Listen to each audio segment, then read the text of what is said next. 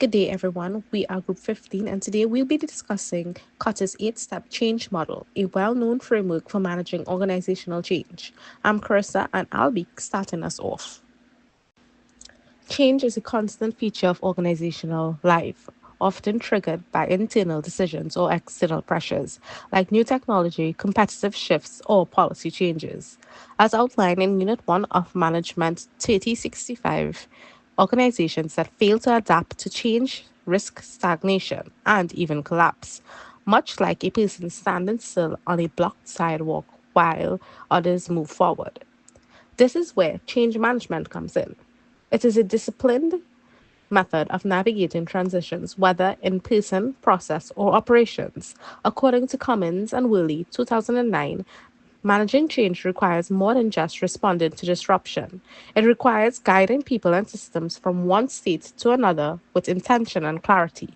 To support this process, change models serve as structured guides. They offer a step-by-step approach to understanding, planning, and embedding change within the organization.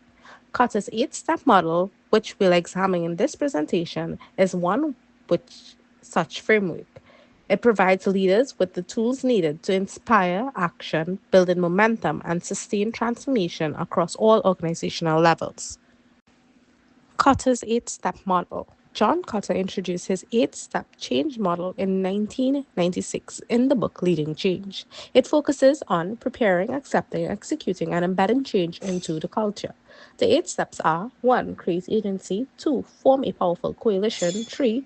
Create a vision for change; 4. Communicate the vision; 5. Remove obstacles; 6. Create short term wins; 7. Build on the change; 8. Anchor the changes in corporate culture. I will now hand you over to Cadesha. Thank you, Karissa.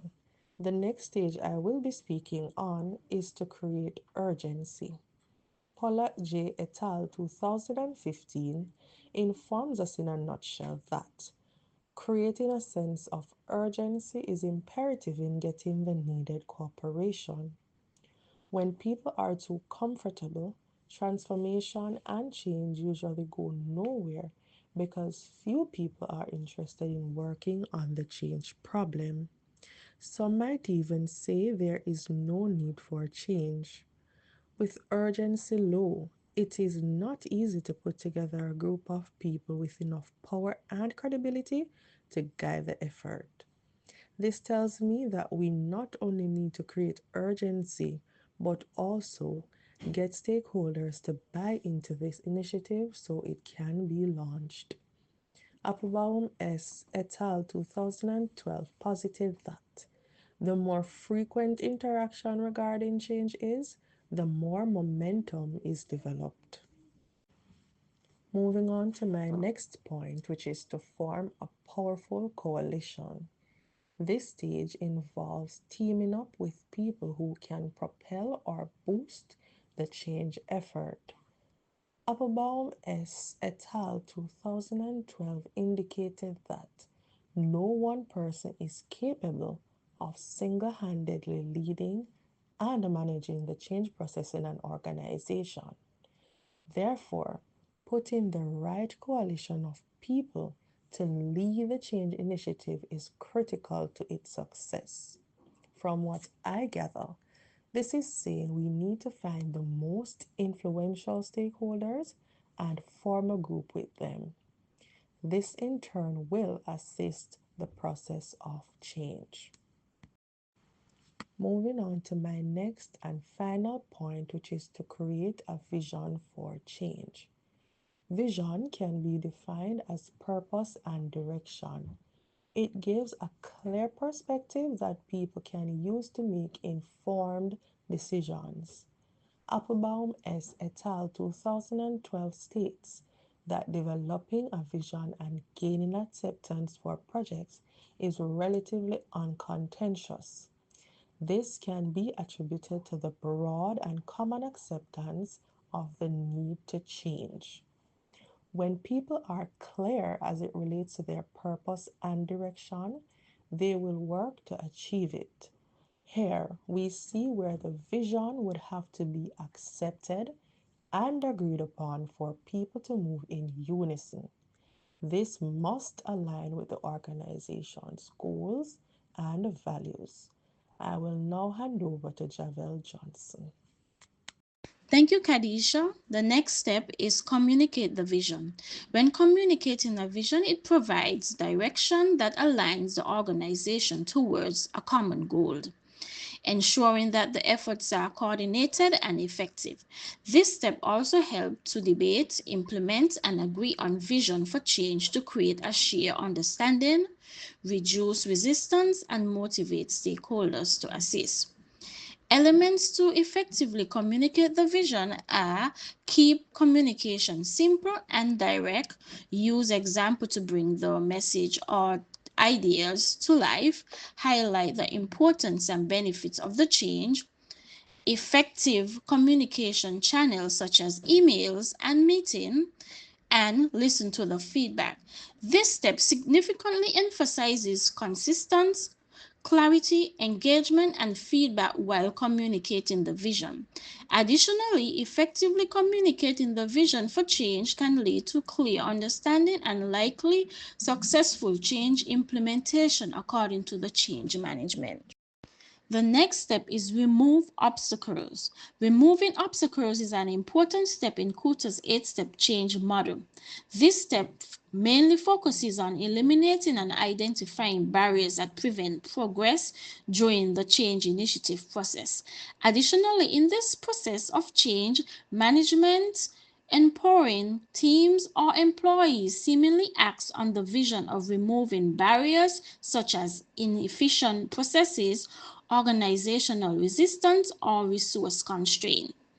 Removing obstacles requires identifying the barriers that prevent people from participating in change process such as inefficient procedures, lack of resources and resistance to change, and cultural barriers or fear of change.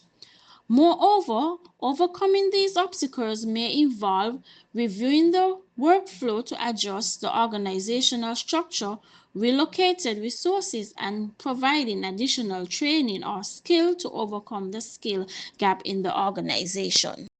The next step is create short-term wins.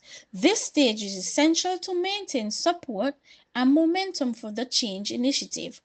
Early change during a change initiative indicates that the change process is working and solidifies the overall transformation. Additionally, it proves that the efforts of the change is worth it and motivational and can help adjust the strategies if necessary.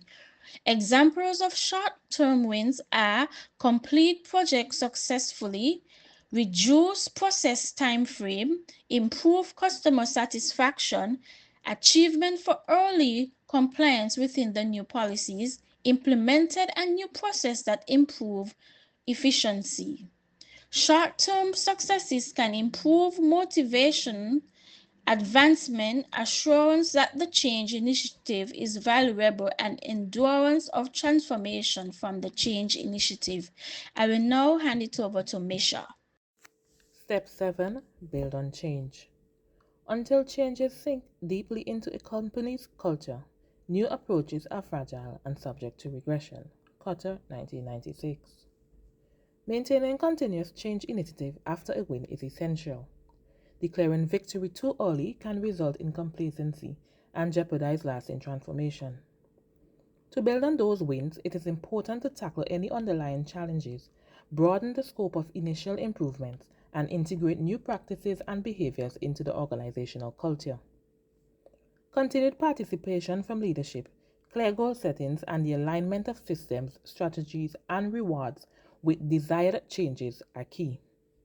Managers must be vigilant to potential threats and ensure that organizations remain committed to the ongoing advancement, using early victories as a basis for deeper, lasting change.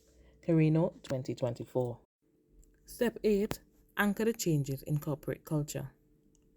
Culture changes only after you have successfully altered people's action and the new behavior produces some group benefit over time. Kotter, 1996. Until new behaviors and processes are deeply rooted in an organizational culture, true transformation cannot happen. Managers must not take their role lightly.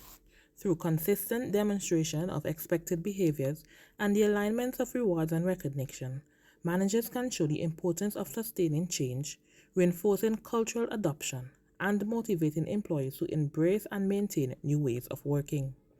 Planning for the future leadership is also important, as successors must be equally dedicated to preserving the progress made. Continuous communication, acknowledgement, and feedback help to ground these behaviors into daily routines, allowing them to evolve with future organizational needs. Karina 2024, Junja 2025. John Kotter's 8-step model is widely acknowledged for its structured, leadership-centered approach to driving organizational change. Here are a few of the model's strengths. It has a structured approach. Kotter's model offers a clear step-by-step framework, making it easier for leaders to manage change systematically. It focuses on communication. The model highlights the importance of transparent communication, which reduces uncertainty and resistance. It encourages leadership at all levels. By building on a guiding coalition, the model promotes shared leadership and empowerment. It also addresses organizational culture. The final step in the model reinforces the integration of change into corporate culture, supporting long-term sustainability. It promotes employee involvement. Steps like removing barriers and recognizing short-term wins fosters team engagement and morale. It motivates early wins. Achieving quick successes builds momentum and demonstrates progress, thereby strengthening commitment. And finally, the model sustains long-term change. By maintaining acceleration and anchoring change, it helps avoid regression and ensures continuity. Debriana Herbert will now discuss the model's limitations. Some limitations in the Cotter's model is it's a top-down model. All staff are not given the opportunity to be involved in the coalition of the initiative, thus resulting in forfeiting potential creative ideas derived from staff on a lower ranking. Secondly, it's too linear for a complex environment. In omitting one step can compromise the entire change process. Third, it's time consuming. Completing all 8 steps of Cotter's model can become a very tedious process. Organizations in dire need of fast change may not be suitable for adopting Cotter's model. To conclude, change in an organization is not only inevitable but imperative. Change is then needed to ensure the viability and profitability of an organization. The core of Cotter's thesis promises that change in an organization is successfully achievable through strong leadership and a well structured approach. Adopting Cotter's model also ensures that employees are motivated through early wins and encourages leadership on all levels. However, like every other model, there are some limitations. Cotter model is sometimes seen as being better for initiating change rather than sustaining change. It is argued that Cotter's model is too linear for a complex environment and extremely time consuming. Moreover, Cotter's model remains a more popular model in businesses. Once implemented properly, numerous benefits can be derived. To quote Mr. John P. Kotter, leaders establish a vision for the future and set the strategy for getting there. We, the members of Group 15, would like to thank you for viewing our presentation. We hope this presentation was informative and the key points were easy to remember. Please now take a look at our references. Thank you.